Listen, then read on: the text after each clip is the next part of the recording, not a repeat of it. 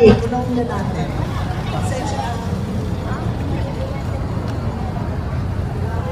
Magandang hapon, Pilipino! Magandang hapon sa ating lahat, Pilipinas!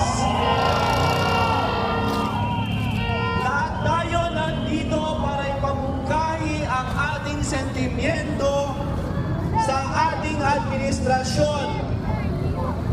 Tayo nagtitipon dahil nakikita natin ang isang rehimen na walang ginagawa kundi ipabatid sa ating Pilipino at mga Pilipino sa buong Pilipinas na ang kanilang polisi